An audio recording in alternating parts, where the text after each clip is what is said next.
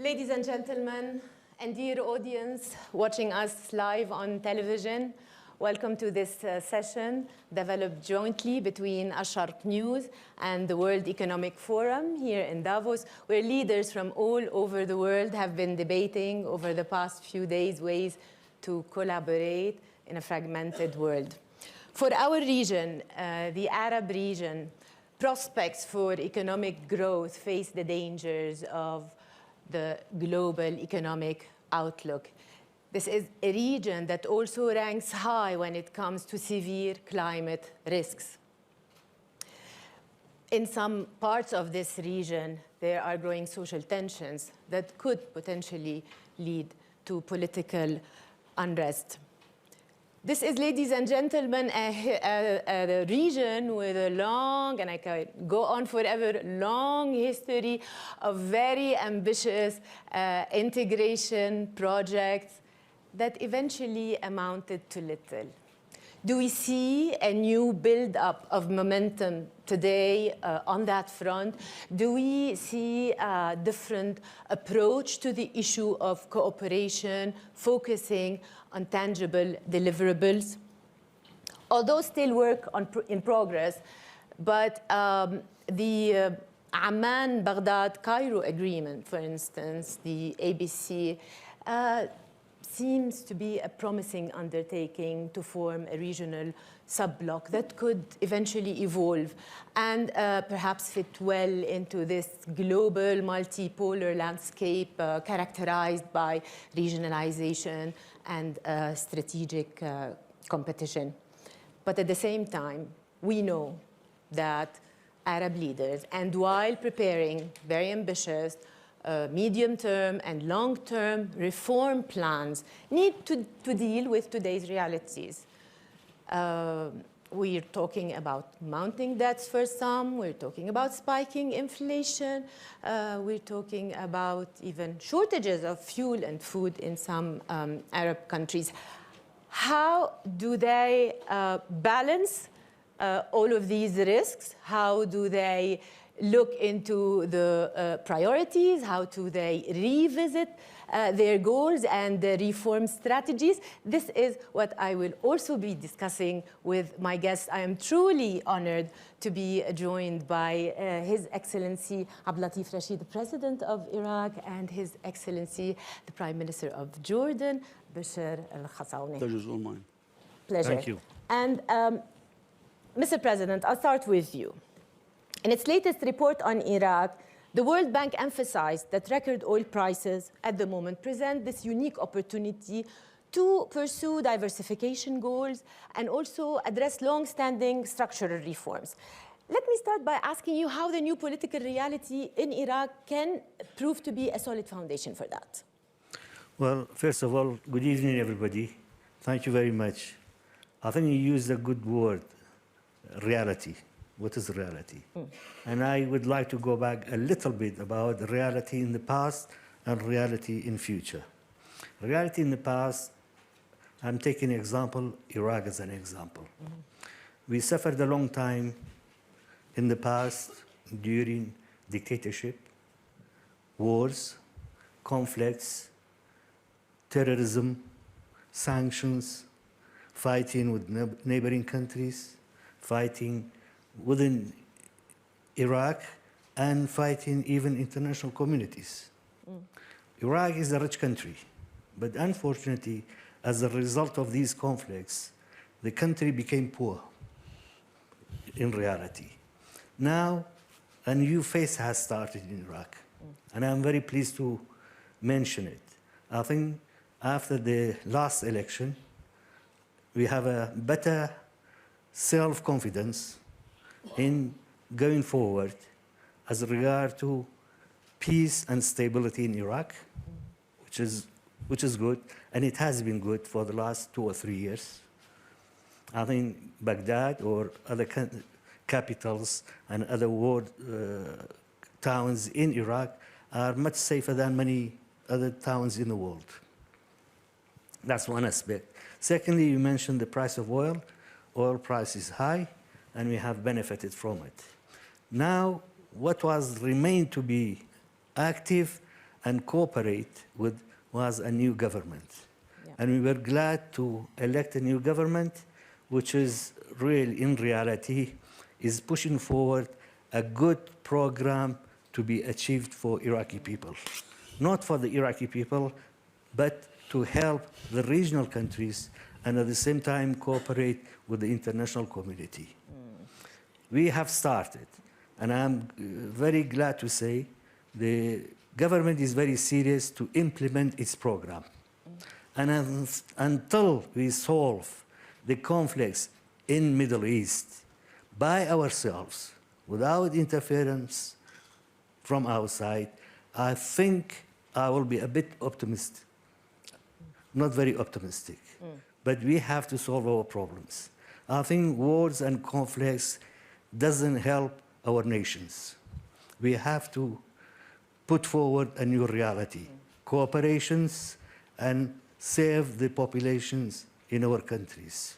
Your Excellency, you mentioned that the new government has high on its agenda the issue of reform as well as regional cooperation. And here I would like to move to Sir Prime Minister. Do you see the present different from the past?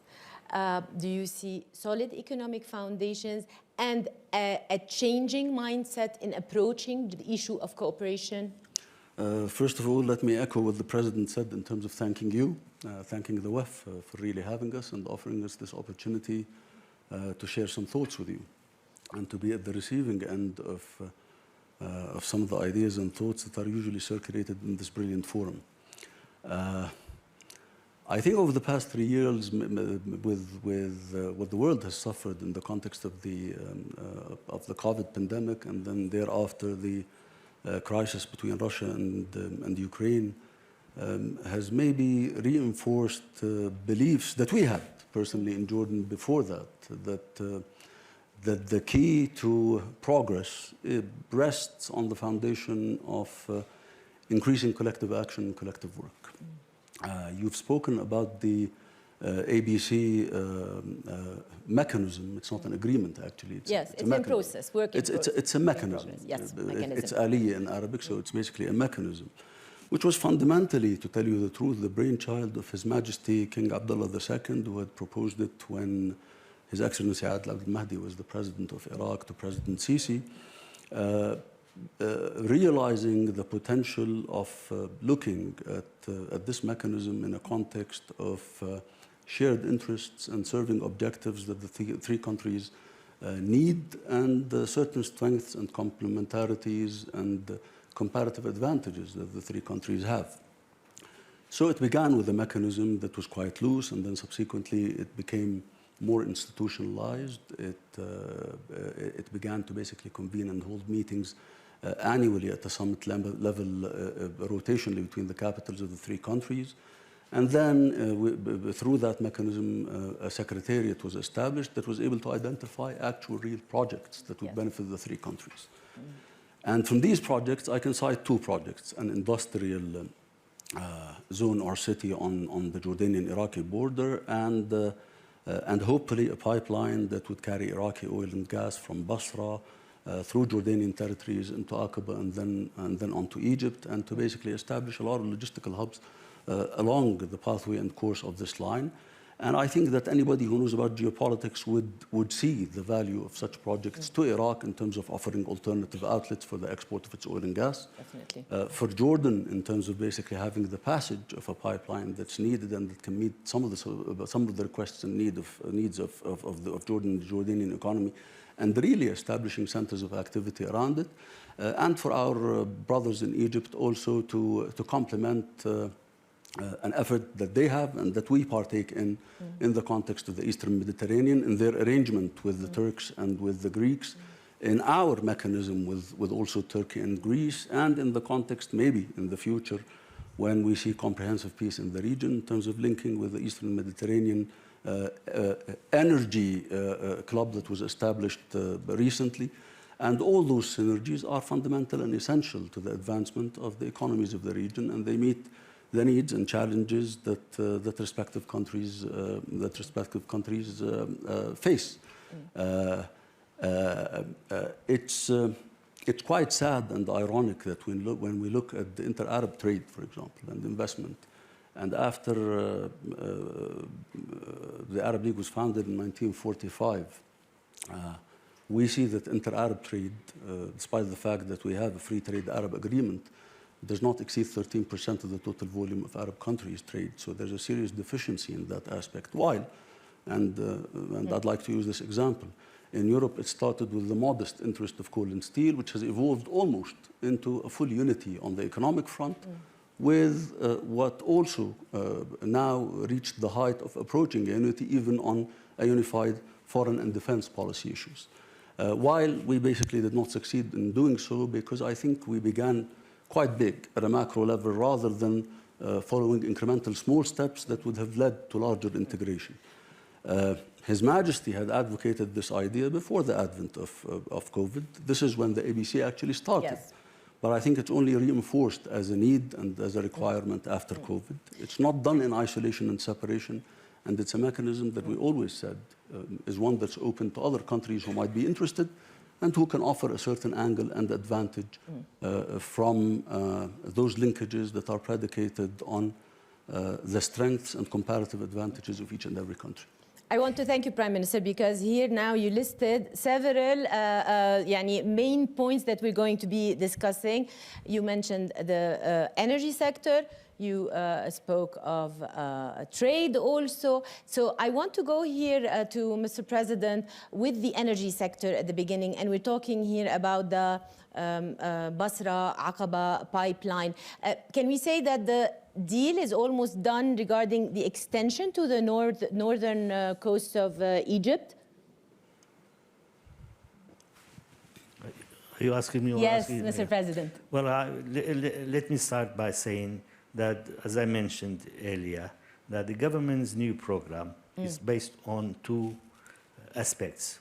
One is immediate implementations of projects, yes, which are related to education, health, housing, and number of needed projects which are required immediately. for sure. And then we have number of projects which we call them at present strategic projects. One of them is oil and gas project, Sure. which at present our I think export is just over 4 million per day. And we hope to increase that amount and at the same time utilize gas for the use of, for export and at the same time internal use. And you have very ambitious projects when it comes to refining oil. You don't just want to export crude oil. That's right. We have plans to really increase number of other projects which are related to oil and gas, that's chemical and other projects which are needed. Secondly, I think the other projects which are quite ambitious, we need to extend FAO project, which is related to pipeline, railway, number of other necessary projects which are all connected to FAO project. Then we have projects related to agriculture, like fertilizer and other issues. All these projects are in the pipeline, and we are hope to have international cooperation to implement them, not to only be left by Iraqis, but implement them. I think what we needed is really on implementing these projects, regional cooperation. Definitely. Definitely. Secondly, I think we need, from technical aspects and other matters, some international help in terms of investment or as contracts. Mr. President, here I want to ask your opinion. There are several ways of doing the same thing. I mean, Iraq can be exporting via Jordan to Egypt, refining perhaps in Egypt, excess, transporting, exporting to Europe. And they can also be doing the same thing through joint ventures, where you can create win-win situations for all and help in the diversification. Where do you see cooperation in the energy sector going? In which direction? I think in every direction, cooperation. We need cooperation. At present, we have cooperation with some large oil and gas companies, with the multinational companies which are working in Iraq. And I think this can be extended and expanded for regional countries, and at the same time share the benefit of these projects among ourselves. Exactly. We are connected to sea in the south, and at the same time, we are very near to Europe in the north. These all aspects have been studied, and I think what is needed to keep the peace and security in the region so we can get on with the hard job. These projects, they can all be analyzed, worked upon, consultation can take place regarding the implementations. Mr. Prime Minister, I want to go back to you and ask you, you mentioned how the ABC started as a mechanism, and then there's this thinking process of what can be achieved. Can you walk me through how this thinking process is happening at home in Jordan? Who's involved in this thinking process? Is it the government? Is it all the stakeholders, private sector in Everybody. there? Everybody. This is a process. When I began by saying that basically this is the brainchild of His Majesty as an idea at the official leadership level. But when you look at the ABC model and mechanism, it fundamentally involves all stakeholders, because the beneficiaries would be all stakeholders. Your implementation tool is all stakeholders. And inherently and organically, those are not always necessarily the arms of the state and government. It involves the private sector. It involves companies and corporations. It involves contractors who have an interest in implementing a lot of projects. For example, Jordanian contractors in Iraq. It involves everybody. And it did evolve into also providing then business-to-business interaction on the sidelines of the summits that take place. And this began in the summit that was hosted in Baghdad about 1.5 years ago, and continues to be on that trajectory of engaging all the necessary interlocutors and stakeholders, frankly, to augment the buy-ins in the process to ensure that it does succeed by showcasing where the interest rests, what the dividends are. And the dividends are practically infinite on that front in the field of cooperation in pharmaceuticals, ICT, industry, trade, energy. And I had the honor of basically participating in the inauguration of laying the foundations of the stone for the establishment of a conversion electricity point that would ensure the intake of some of the Jordanian excess electricity into Iraq back in October, which is part and parcel of the inter-electricity connection that we have in the region, that we already have with Egypt and that we have with Saudi Arabia and with the GCC. It involves, frankly, everybody. And the ABC does not exist in a void, as I mentioned before. It's a mechanism that's open for all interested parties in the Arab world. Prime Minister. But over and above, you can see that the emergence, particularly after COVID, of other similar regional mechanisms. So basically, there's another effort of industrial integration that was launched by our brethren in the United Arab Emirates that also involves Jordan and Egypt, and then the Kingdom of Bahrain joined that particular mechanism, which began with the seed of looking at industrial integration and complementarities, but with the view of expanding that beyond to other sectors of interest. And as I mentioned, we do also have other regional mechanisms and arrangements that are in place, whether in Jordan or in the region. We have an arrangement with Cyprus and Greece in the context of an informal mechanism, but that also meets regularly, that explores and examines avenues of cooperation, particularly in the field of energy and gas in the Eastern Mediterranean. This also involves all of the stakeholders. Yes. The way forward is to increase the interests and buy-ins of all stakeholders. We genuinely and strongly believe that you can only hedge against the unexpected by organizing in the context of groupings.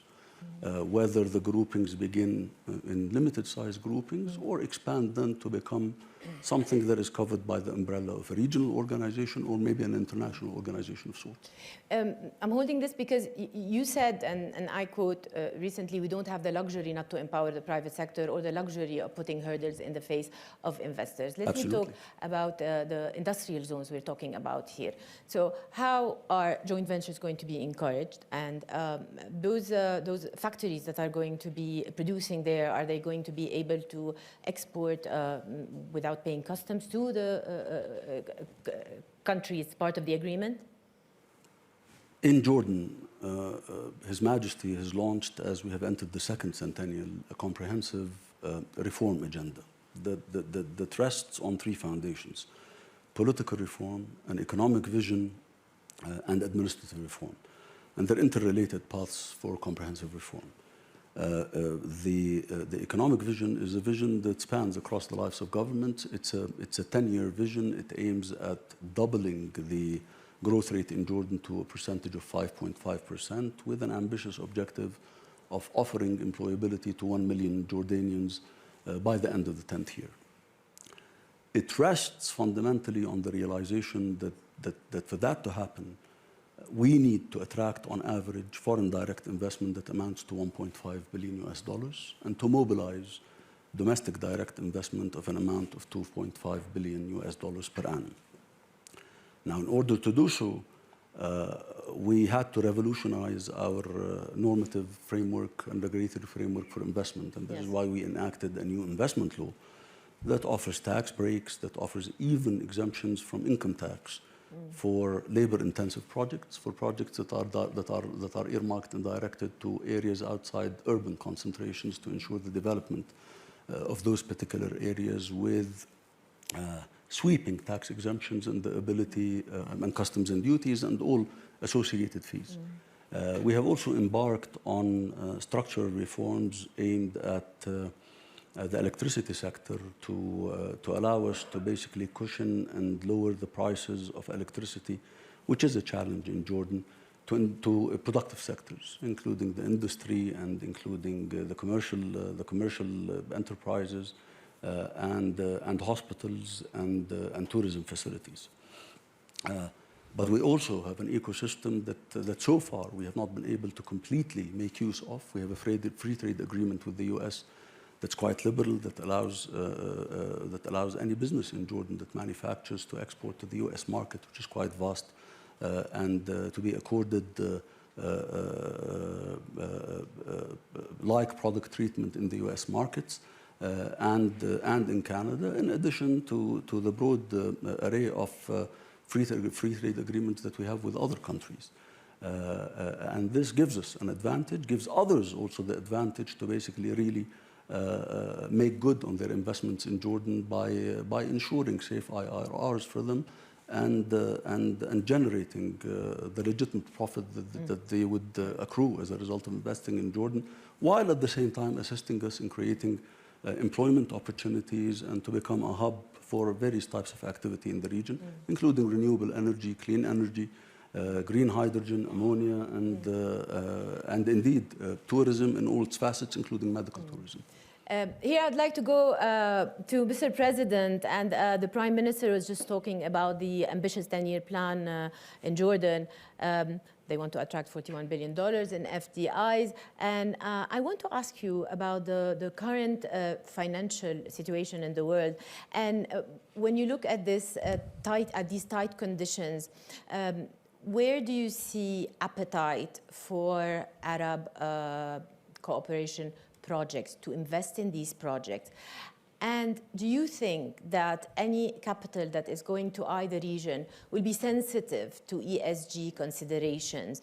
The Prime Minister was mentioning also clean energy projects. And how does that play into your thinking when you are designing potential projects of cooperation or potential integration? Well, I think that's very important. I think that depends on each country, really, how they go about it.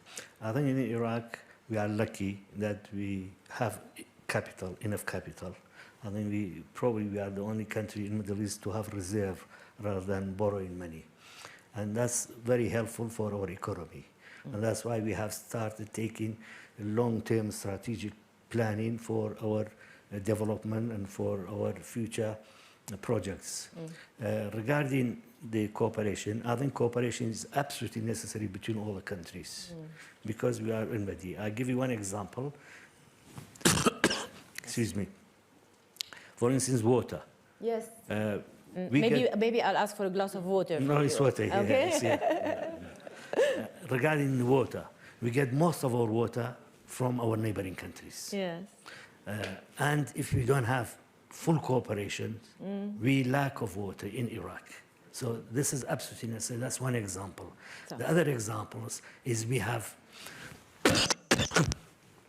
in many cases, we have. I'll go for you, don't worry. Huh? I'll help you with that.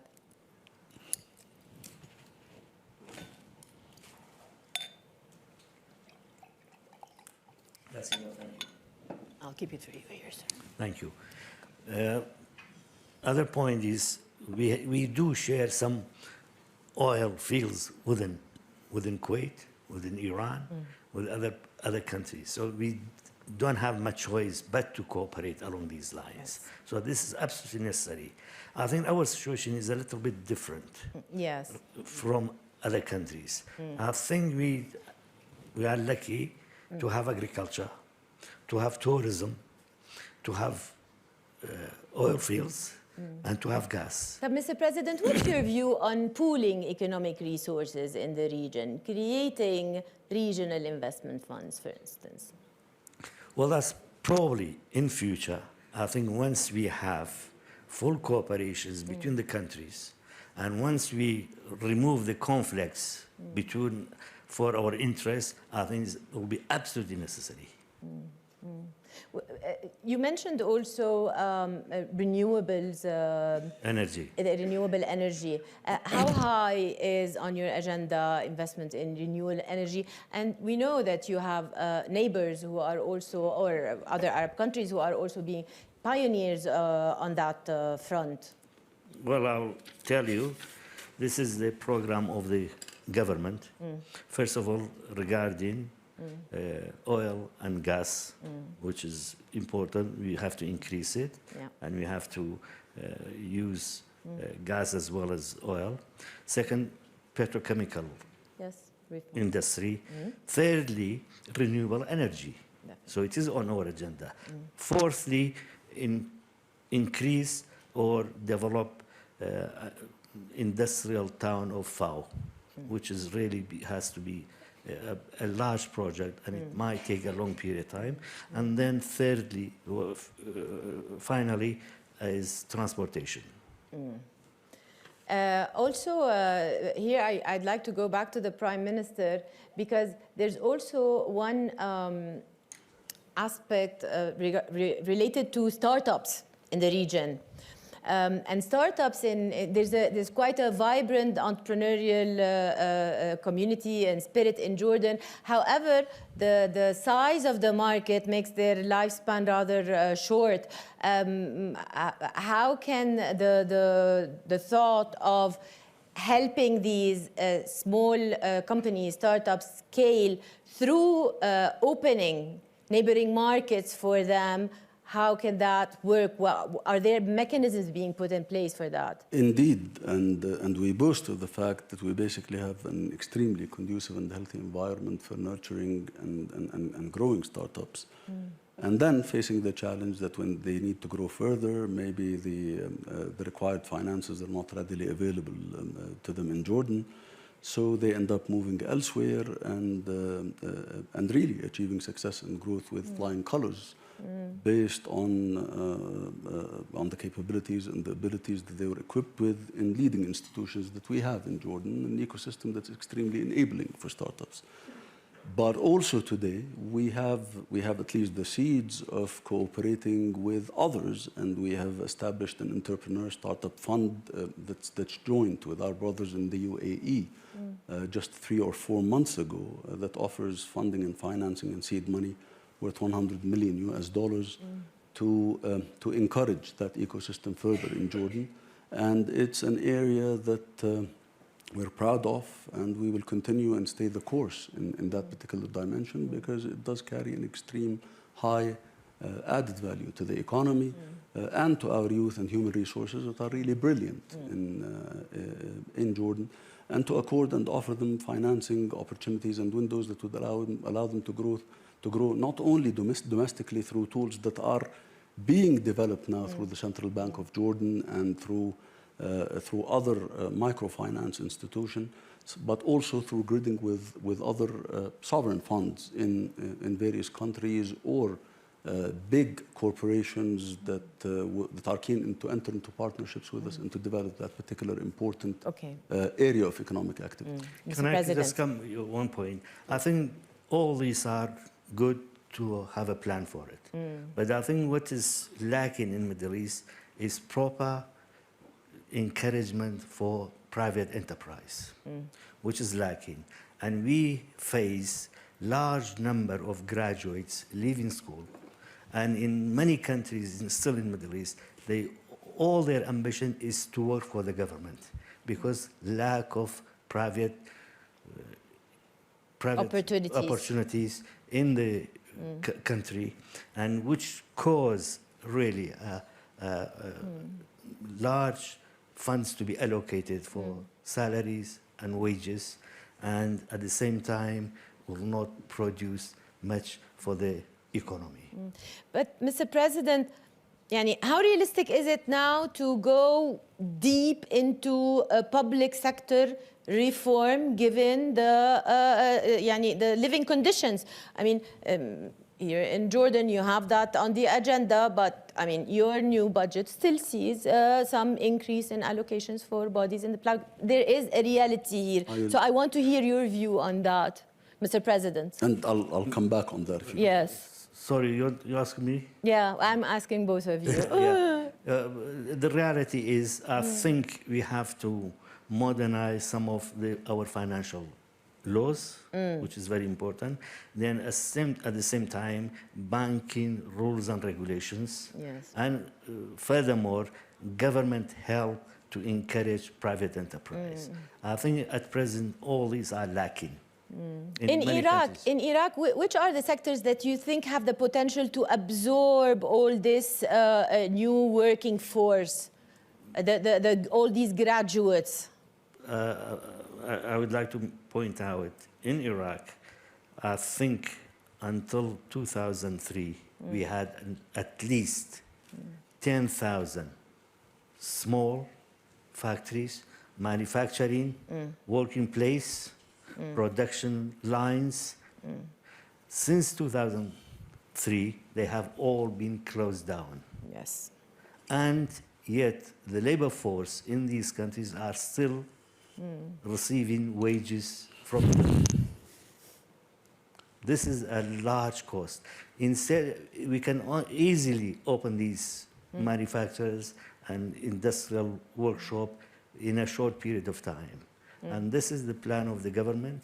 I think we have started some banking rules and regulations to help private enterprise in Iraq, as well as strategic projects and other projects. So on the financial sector, I think there's a lot of room also with cooperation with other Arab countries. We know, for instance, that the Jordanians have a good presence in terms of banking in Iraq, for instance. This could be a good area of cooperation, correct? Well, we are cooperating with Jordan on a number of issues, and we have always been cooperating with Jordans. That hasn't stopped. We are cooperating with Turkey. We are used to cooperate with Syria a lot.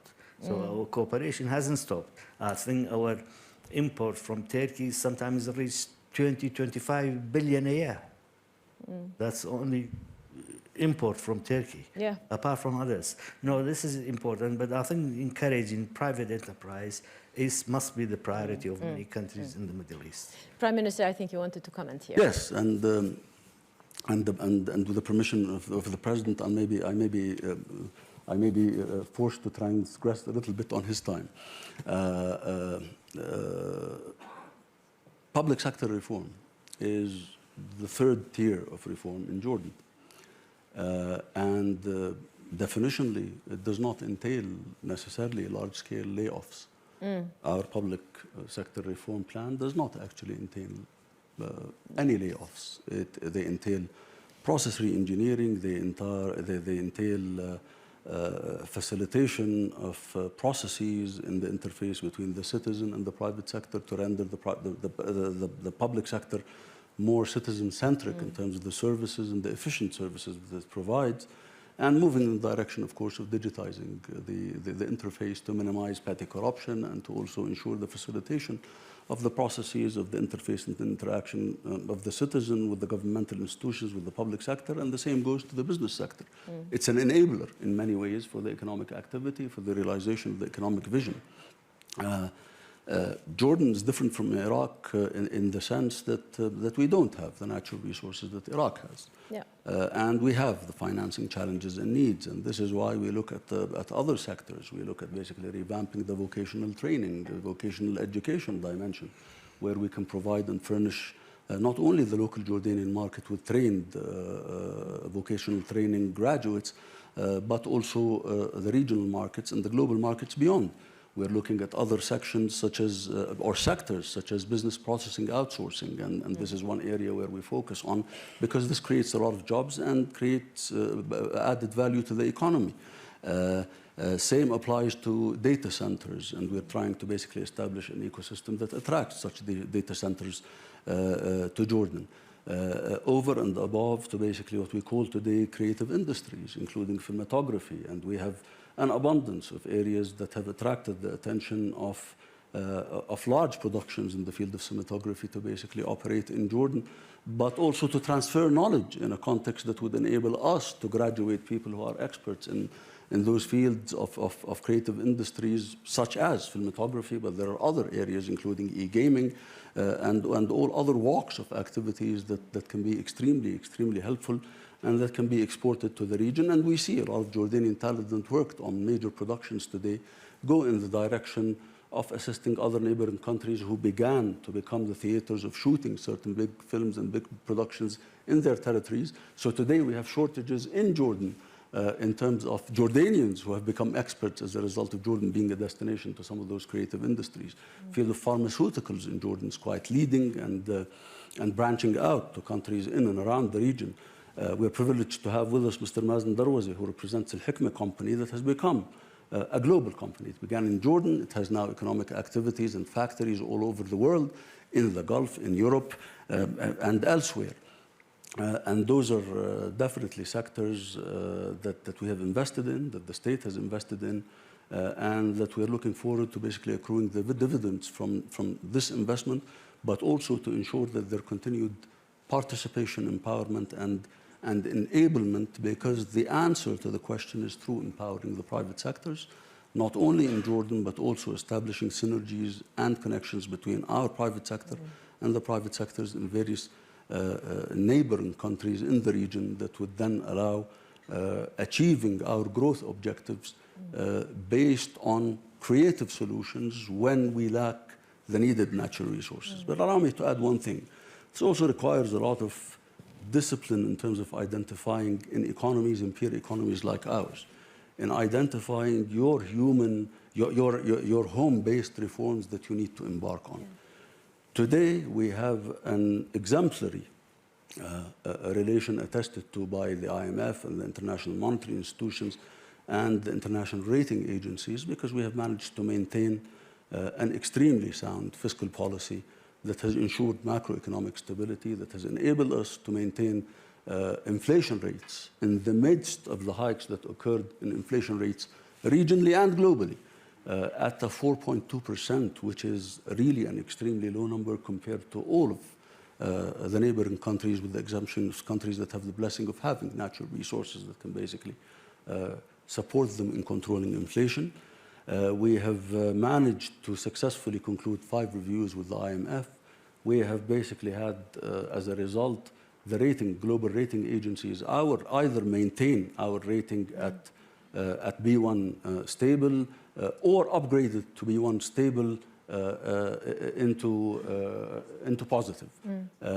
All of that was a result of a prudent policy that saw a commitment to deep structural reforms, including phasing out from subsidies that were stifling to us, and including going in the direction of introducing reforms in sectors such as the electricity tariff to allow competitiveness in the sector, and in the coming future looking at basically at a plan that would ensure a water sustainability plan that would ensure also reform in that particular dimension, and that would require a need, and we're basically bidding for that, synergies, cooperation and partnerships with the private sector, and we're working now on the major desalination plan and national conveyor project in Jordan that is in the process currently of being prepared for final bids, that would ensure the supply of 300 million additional cubic meters of water to Jordan per annum, with interested parties through a competitive process, but also with expressed interest by many countries and companies in the region. With this fast-paced reform plan, what do you target for unemployment, which is quite high as a percentage? Are we talking about 24% At the epicenter now? of the economic vision is the employment of 1 million Jordanians by the end of the 10th year of the plan. Because today, on average, we export to the labor market around 100,000 young gentlemen and women and ladies. The public sector doesn't have the ability to absorb, under the best of conditions, more than 15,000. Private sector, during the days in which our growth rate stood at around 6%, was not able to provide more than 25,000. And the key to that is really encouraging the private sector and encouraging the flow of foreign direct investment and domestic direct investment. And this is why we're revolutionizing the investment landscape in Jordan to make it extremely, extremely attractive. In Jordan, we have that